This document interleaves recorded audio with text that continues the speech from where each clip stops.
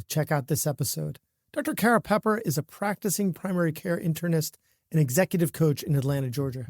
After 14 years in private practice, Dr. Pepper built her own 18-state telemedicine practice for adults across the Southeast, especially those with eating disorders. In addition to her clinical practice, she provides executive coaching and is the founder of Micropractice Mastermind, a community for physicians transforming healthcare through solo practice. Dr. Pepper is the podcast host of It's Not Just You. But first, a word from our sponsors. Hey, this is Brad Block, host of The Physician's Guide to Doctoring. This is a personal and professional development podcast for physicians where we have experts on the show that try to teach us everything we should have been learning while we were memorizing Krebs cycle.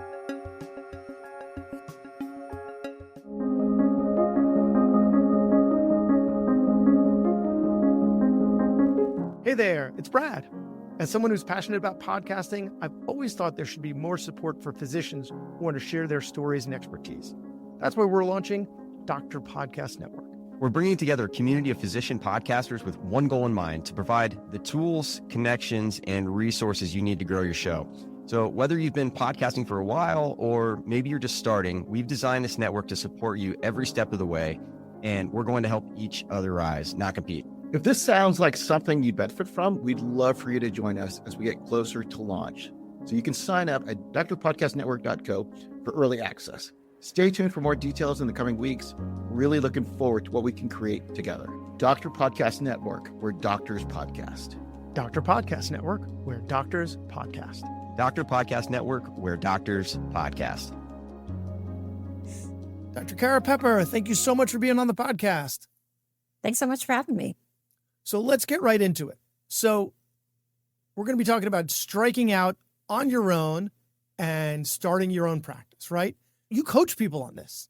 I do. So yeah. What are some of the qualities that you've seen that are necessary in someone that's starting their own practice? Meaning, if you're someone who's on the fence about whether or not they should do this, who should and who shouldn't consider That's this? right. Great question. To just dive right in. I will say that any physician can start their own practice. I think that one of the biggest limitations that we have is that we think that it's like some other magical skill set that these magical business people seem to possess, and all we do is know how to practice medicine, and therefore we are not qualified. Listen, we get babies out of people's uteruses within 2 minutes. We manage complex medical illness. We do organ transplants. If you can do that, you could start a business.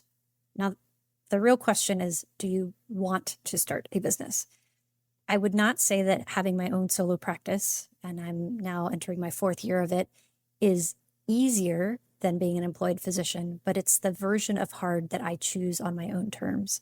And I am really grateful for people who are worker bees, who want to just come in and do their job as an employed physician and go home.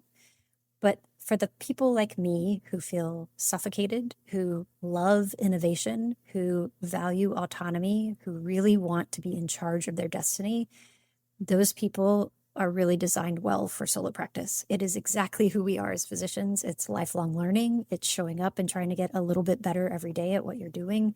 It's being able to try and fail and not make that mean anything about you. So if you're a perfectionist and would really like to get over your perfectionism, open a business. It will definitely give you opportunities to do that.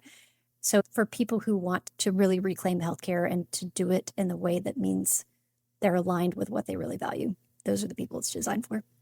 I totally get that, because even though I am a worker bee in my practice, I do some things that help the practice run, but we're a practice of 170 partners, 250 physicians. Like, we've got plenty of people to run the show. I am not by any means running the show. I do a little help here and there. But outside the practice, I've got the podcast, I've got Doctor Podcast Network, I do expert witness work. And so, like, for instance, I'll be at my son's swim practice and my head will be in my laptop the whole time. Not his competitions, I'm 100% present, but for the practices. And I've had a couple of parents come up to me and say, do you work for yourself? Like, what is it that you do that you are always on your laptop? And if I didn't have those other responsibilities, I wouldn't be doing that. I would have so much more free time. But I do those things because I need that level of professional fulfillment. And I think we can kind of stagnate and we just kind of clock in and clock out. And I think it's a great way to slows down time right? Because you have to be present so much more, learning new things. If you're in a rut, it's one of the many ways to get out of a rut. But, I think it's, we talk about on the show, being the best version of yourself. And it sounds like a great way to go about doing it, like reinventing yourself. Yeah, that's exactly right. I was an employed physician by a big hospital practice for 14 years, and I wouldn't have used the word bored because I certainly was busy. But in retrospect, I just felt, I like that word stagnation. Every 2 years, I was trying to kind of reinvent my practice, change my hours, change my clinical focus, leaned in and got new skills. But ultimately, I know in my core values at the top of that list is autonomy. And I was feeling increasingly like I could be delivering care in a different way. And I wanted to do it differently. And I was in a practice that couldn't even tolerate beta testing. It was all or nothing. And for those of us, I think, who still really love practicing medicine, if you want that level of autonomy, there's a level of risk. You ask who can tolerate this. There has to be a little bit of a risk-taking adventure person in you to say, you know what, I'm going to give it a go. And when I really looked at what is the worst case scenario, let's say I leave my job that was wildly successful. I had a year's wait of patients to get in to see me. I'm going to leave this job. I'm going to set out on my own in a climate that less and less people are doing solo practice. What's the worst thing that can happen? And if the worst thing that could happen to me is that I went back to my old job or got a new job as a primary care doc, like that was what I was doing before. Like my reality was the worst case scenario. So it really wasn't that bad. And I was willing to take that risk. So I'm really glad I did. Yeah. I mean, if you're leaving a job in a saturated market where you won't be able to get another job, like we're physicians, we're high in demand. That's an excellent way to put it. The worst case scenario is you just get another similar job to what you had before, right? That takes a lot of the anxiety away from it when you put it like that.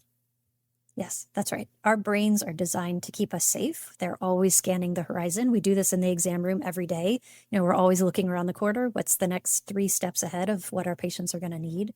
And so that works very well as a clinical skill. But in life, often the discomfort that we know, the burnout, the toxic workplaces, the frustration of, insurance and prior authorizations, all that stuff, that pain that we know is more familiar than the uncertainty of change. And so often we just say, well, that just feels so big and scary. I'm just going to stay here and be miserable. And there's probably many reasons that I left, but in the end, I was having this moment in an after hours meeting with our practice during COVID, where we were again looking at how to put smoking cessation in the chart for the 500th time. And I said to myself, I just can't do this anymore. And I could be dead next week because of this pandemic. And I know in my bones that I would regret not betting on myself. And I know that I can show up for myself. So let's just go for it. So, although the smoking cessation thing, that's MIPS, right? That's not your practice's fault. That's how Medicare determines if you're giving value-based care, right? And so it's got to end up in the chart, and it's got to end up in a specific way, and it's got to be a click box and blah, blah, blah, blah, blah. So, we can't always blame our practices for that stuff. That's Medicare and their billing, how they figure out that is true. Well, I will say that this particular week, before we started recording, I told you that I'd just come back from vacation, and now I'm doing that drinking through the fire hose of what happens or can happen when you come back from vacation. What I did right before you and I met was to sit down with yet again another tech company to say, what are all the ways that I can optimize systems in my practice that work specifically for me? And so looking at AI automations for how to put MIPS in so that I don't have to be the one to sit and have a practice meeting to say, hey guys, let's make sure we're putting it in the right place. It just gets taken care of. And that for me, that beta testing has been really, really empowering to be like, let me just try to do this differently. And in terms of sustainability in this market, using tech, using the new advances, being able to try things that work, it really is going to be the thing that keeps these smaller practices afloat so that they can decrease their overhead and really just focus on taking care of patients. Well, you mentioned smaller practice, and you also mentioned doing it on your own terms. And this is something that we hear a lot from people that leave corporate medicine to go out on their own, is they want to be able to practice it in their own terms. They don't like that the visits are so short and they're driven by the economics of the healthcare company. But that being said, you still need to pay to keep the lights on. You still need to pay your employees. You still need to pay yourself. You need to pay for all this technology. And the way that you do that is by seeing patients, right? That's right. And these bigger practices have the advantages of leverage with insurance companies. So they get paid more per visit, per CPT code than an individual practitioner. They have leverage, right? They also have economies of scale. And so they're able to negotiate more with a technology company in order to get the latest and greatest technology for their practice. It might not be geared towards you as an individual, but, in theory, it is optimized for their physicians or for their practice or for their billing, whatever, right? So you don't have those economies of scale. You don't have that leverage in an individual practice. And it's so time consuming to manage your practice. Like you said, you've got to do everything. And so where does this extra time with patients come from? It seems like it's getting eaten up by all these other things. Yeah, I think if we're trying to practice in the same way that a practice at scale is practicing, I think you have to just wipe the slate clean and redesign the practice from the ground up. There's a whole industry of people who are supporting physicians who are in solo or micro practices. And I think we've all seen that graph that looks at total cost of healthcare over the past 50 years. And physician salaries have that very low line at the bottom. It's very slowly increasing. And then there's this mountain of administrative cost that overlies that. And when you look at, okay, great, Medicare reimbursement is not awesome, especially if you're not negotiating. How can you join professional networks through hospital systems to use their negotiated rates with insurance companies? How can you form networks of specialists that are able to navigate with employers? The direct primary care network is doing this all the time to say, hey, we've got this huge network of people. We would love to be able to serve you and cut insurance out of the middle. And so how do you look at the systems when you don't have to support these massive overheads that can use tech and automate things? I mean, I'm an N of one, and I finally hired a virtual assistant about 6 months ago, which was 2.5 years into this practice. Using automation required me to have no one to help answer the phones and do all of these things. And for patients who want someone to pick up the phone, maybe I'm not the right doctor for them, but I will hear every day in my clinic that patients say, I'm so grateful. I just schedule at 11 p.m. because everything's automated through your website. And I think when we try to do what's always been done, yes, these small practices are going to fail. But when you look at it with new eyes and say, how can we do this and be lean and nimble, it really does open the floodgates to a lot of possibility that bigger practices actually can't navigate quite as much. That's interesting because I hear complaints from my patients because we have call centers that answer the phone because you can hire many more people in overseas than you can hire in the States, per person. So calls get answered so much faster, right? They get answered so much faster, but they're being answered by someone overseas and not in the office. And they lament the days of the mom and pop shops where, of the solo practitioner, where you knew the person that was answering the phone. And what you're saying is, we don't even have someone answering the phone. I'm a solo practitioner. I don't even have someone answering the phone. So those days are gone for everybody, really. Yeah. I mean, I certainly could hire that. And I think ultimately it comes down to what is your practice model? And it is much, much cheaper. So many people are hiring virtual teams overseas to decrease on this overhead so that they can have those services. And then you're seeing people go to cash-based models and build things within that model that may allow that. And ultimately, it gives the clients, our patients, more choice. Like if you are a Medicaid patient who cannot afford your $10 copay, that is a different model of care that is going to be delivered. But when you allow people to look at all the different models that are out there, and I'm not just talking about concierge medicine, because many people don't even want concierge medicine. You're just looking for, how can I recreate the doctor-patient relationship? And what are the key features that I need in practice? And I think everyone, both patients and physicians, are saying, I just want more time in person with the person in front of me to have that relationship. So offloading the administrative stuff is a really amazing way to do that. Got it. Okay. So we're cutting the fat of the administrative burden and really some of the other personnel. In most practices, it's like 4 or 5 to 1 in terms of personnel for physicians. So you're saying you cut a lot of that out through automation, which is what, so you cut down on the overhead and then you're reclaiming a lot of that reimbursement. Exactly right. Both in time and in compensation. That's exactly right. Amazing. So this wasn't on my list of questions that I sent you ahead of time, but you opened that door. So I'm wondering now, what are some of the more creative models that you've seen, right? We've done episodes on direct primary care. So that's direct primary care is where you have kind of a subscription model, but and you don't go through insurance. So it's a monthly fee or an annual fee to have access to the doctor, and the doctor will either see you in person or telemedicine, some combination of the both. And then you can attempt to get medications and imaging and such through insurance, but the doctor-patient relationship is not managed through insurance. So that we've had episodes on. But what are some of the other, more creative models that you've seen?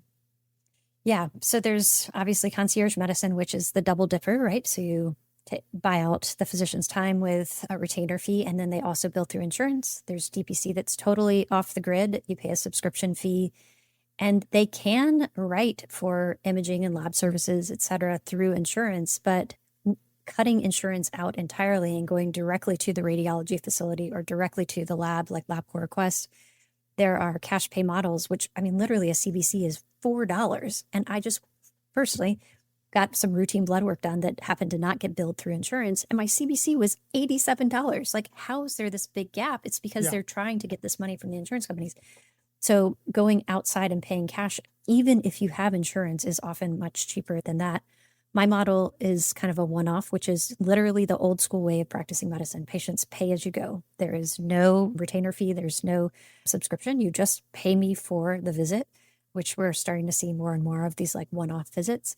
And then certainly telemedicine. Is that irrespective of complexity, right? So I might bill a 99212 and I might bill a 99204, right? Which are dramatically different payments based on, if I'm just taking out someone's earwax, actually that's not the code that I would bill, but versus someone who comes with dizziness and nosebleeds and sinus problems and, a neck mass and, right? So how are you managing billing for the differences in complexity? They literally just pay me for my time.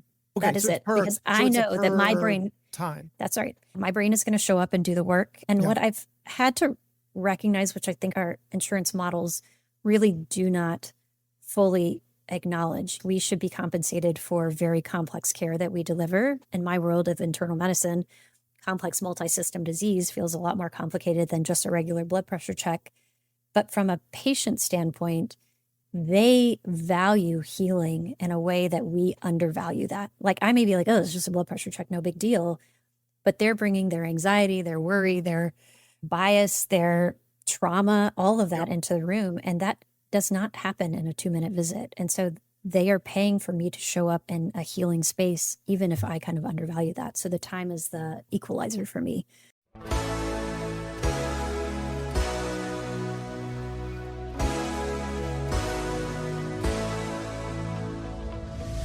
You spent years learning how to save lives, but no one taught you how to secure your own. When you work one-on-one with a CFP professional financial coach, you get a blueprint tailored for the long game of your complex situation. At My Financial Coach, they help physicians choose the best strategy to optimize your annuities and investments, implement tax-saving strategies, and tackle debt like your student loans or mortgage while refining your path to retirement. Save up for that boat, a child's college or wedding, or even a vacation home. Plan ahead for the impacts of the unexpected and understand how much life insurance you actually need. Project how getting married, raising children, or taking care of an aging parent affects the progress towards your goals. Advice-only financial planning through a fixed monthly subscription, not commissions, to keep planning unbiased and in your best interest. A financial plan isn't just about your money, it's about your future. Visit myfinancialcoach.com/physician's guide to doctoring to meet with a financial coach and find out if concierge financial planning is right for you. Again, myfinancialcoach.com/physician's guide to doctoring.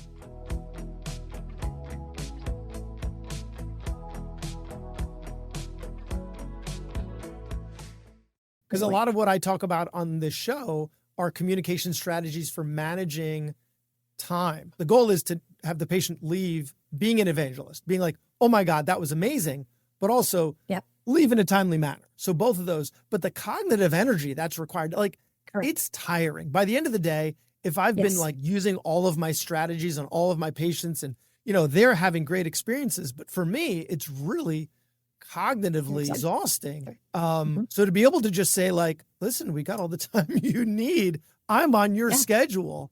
Take all the time you want. Although I wonder, are patients, since they're paying by the increment, right? What's the increment? 5 minutes, 15 minutes? 15, 30, and 60 for me. Okay. Yeah. So and they book that ahead of an time. hour. Oh, so after that certain amount of time, you're like, ding, time's up. Yeah. So I ask them. So with every new patient, I tell them, I recognize that most people who come to me are really frustrated with our healthcare system. Nearly 100% of my patients have experienced trauma in our healthcare system. And so my job is to be here in support of you. We can spend this time however you want. Some people are here just to make sure I'm not a sociopath, and other people have a problem that they want to solve. How would you like to spend our time today? I ask them point blank. And then I say, what do you want to get out of this visit? When you walk away today, what is the thing that you're going to be able to tell your family members? And for me, if they're like, hey, I've got, this notebook full of records, I'm like, great, let's get into it. And if they're just like, it's one of the many ways we can signal to our patients, I see you, I hear you, and I'm here to serve you. Yeah. And they may need an hour for their blood pressure. I have a patient that every time I see them, they schedule an hour, and all I'm doing is checking their blood pressure. But that's what they actually need. Yeah. I wonder if they utilize the time differently, knowing that they're paying for the time, right? Are they talking to you differently, managing themselves differently, communicating differently, knowing that they're paying by hour than they would for another physician where, it's, what is that, Parkinson's law, where a meeting fills the space that it's given. That's right. That's exactly right. It's true, but what we do not have capacity for in our current system that is so RVU generated is the real human experience of who these people are when they show up. Some people are just nuts and bolts. For me, when I go to the doctor, I don't need like a whole, conversation in the beginning. I'm like, I'm here for a purpose. Please check my blood pressure, for example. But I have a lot of patients who need a chance to settle. They've had so much trauma. They're so nervous showing up at the doctor. It was all they could do to get in the door. By the time their nervous system has settled down so they can actually get out of fight or flight mode and ask the real questions that they have, 15 minutes is gone, and they historically are not getting their questions answered. So an hour-long visit is not for everyone, but for some people, it's what they need for a variety of reasons. To have a system that allows for that is pretty empowering. It feels really good for me. So you also coach people on how to start a practice, right? And how to manage a micro practice. Actually, what's the difference between a micro practice and a solo practice? I think probably an N of one physician, right? So a micro practice is just this idea that it can be a lean, nimble, small practice. And that may be 2 doctors, 3 doctors, whatever, but it's not a conglomerate. There's probably some threshold. It's the difference between several and a few. Okay. A solo practice is obviously one. A micro practice is probably a couple. And then anything beyond that starts to have economy of scale problems. So it's really, how can you make it as nimble without the extra employees that are really needed? That's how I could think of a micro practice. When you coach people on this, what have you found to be the difference between primary care and specialty care and procedure-based care? Yeah, that's exactly it. I find that really is the delineator. So understandably, if you're a neurosurgeon, having an N of one with no support and being able to purely run a practice in the outpatient setting is probably not realistic, right? Nope. We've had an episode on that with Brian Gantworker. If you're interested, he's a spine surgeon out in California. Check out the episode that was about a year ago. So yeah, he started his own practice. So we had an episode with him. He's a spine surgeon. So it's possible. Back to what you're saying. I love that you proved me wrong because I'm looking for these examples. But the reality is, if you are someone who is operating, let's talk about like a head and neck cancer surgeon, like that's not something that many people are going to cash pay for, right? So you need to be able to navigate in the insurance space. You need to have hospital privileges. And so that's a different set of problems to solve. You asked about novel practice models earlier. There's some people who will still say, I'm going to have a cash-based physician fee so that I'm not rushed through this complex visit, but I will have a separate LLC that bills everything through insurance. So I'll do your consultation. We'll take an hour if that's what you want. You're paying for my time, but I'll send everything else through insurance. And then certainly we're seeing people, there's a John Russell, who's a thyroid surgeon up in Baltimore.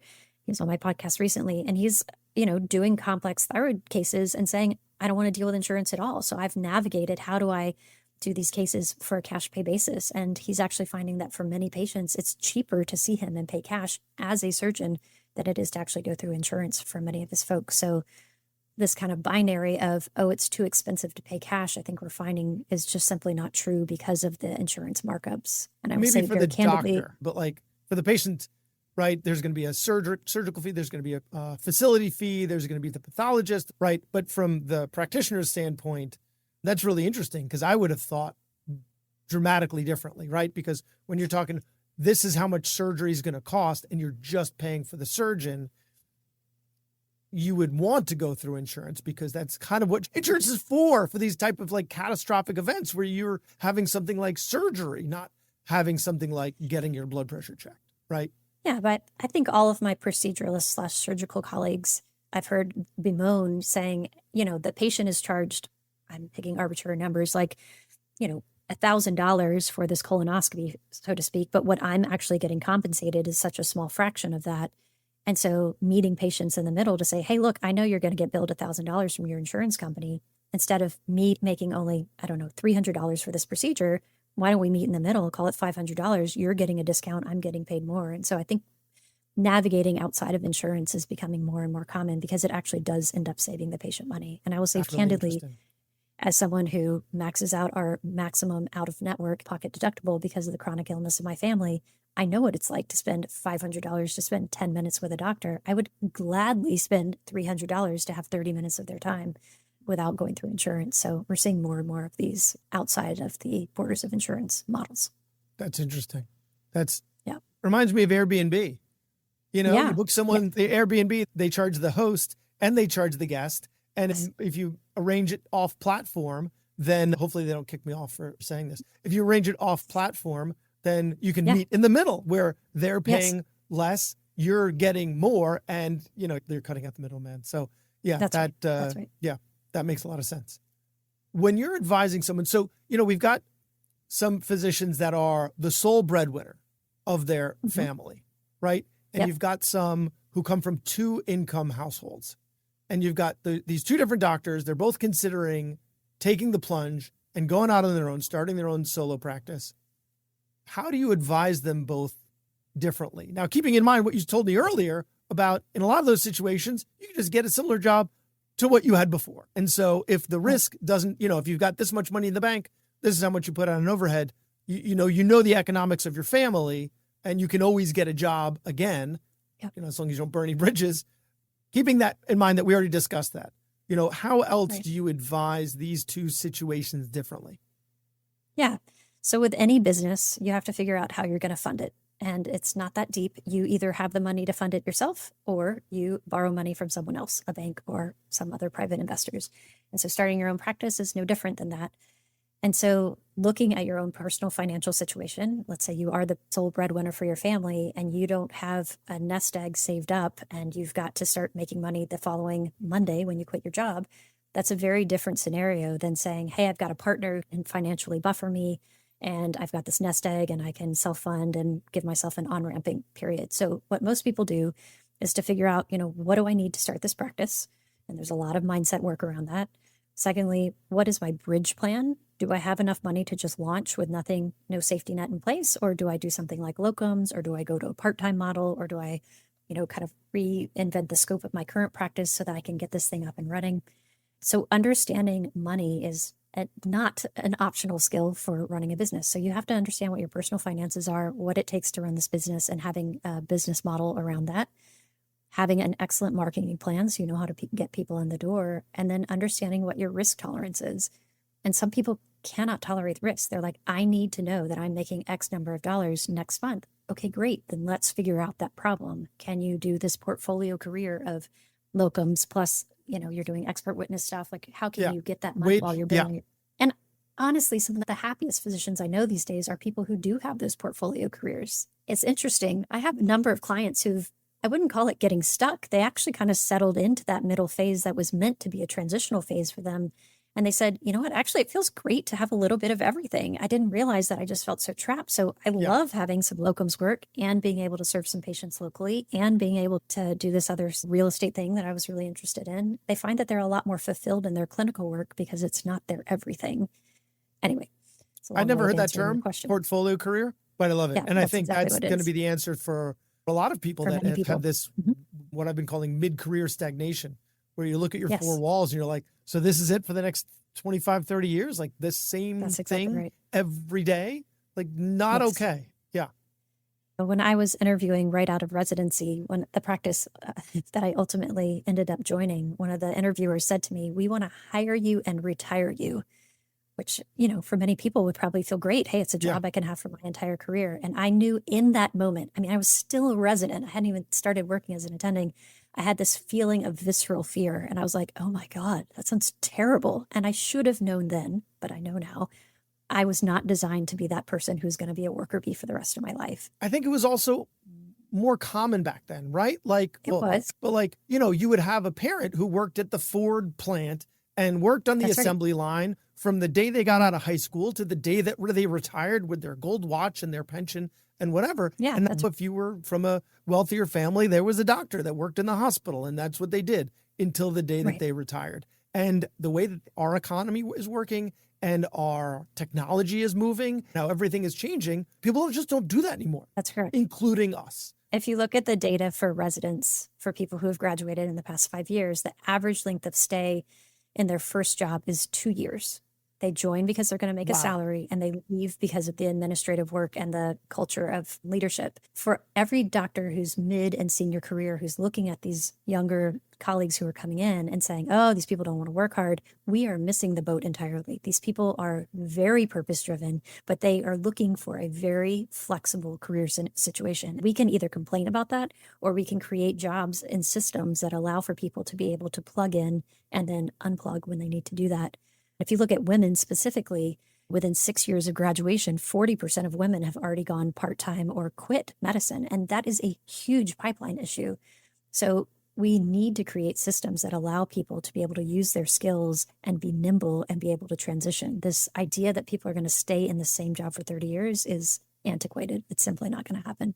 And I know that's not the topic, but you mentioned all those people that said that this generation doesn't want to work hard. And it's not my generation. I'm the tail end of Gen X. It's the millennials or Gen Z, the one after them. They don't want to work hard. Are you kidding me? Like, it is so much more competitive for them to get into college, right? Than it was for my generation, than it was for the generation before me. It is so much more competitive to get into medical school, to get into residency, to get into fellowship. They're starting companies. They're published. They're doing so much work. The arms race of scores and clubs and teams and sports and everything, they're working there. Everything's off in order to get to where we were when, like, your dad might have just walked on to the lacrosse team in college and then applied to medical school to 3 places and gotten in one of them and went there. Like, no, this generation has worked so much harder before they even get started.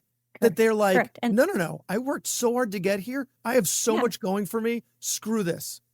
Yes, and they have watched us burn out, get divorced, die by suicide. Like, they want to come and do this work, and they are showing up prepared to do that. So we need to get off our high horses. And I tell my coaching clients, if you're over the age of 40, you need a mentor who's under the age of 35. You need someone who is putting these new ideas into your head so that you can at least see, because this is how we save healthcare, is by not doing it the way it's always been done, because it's not working.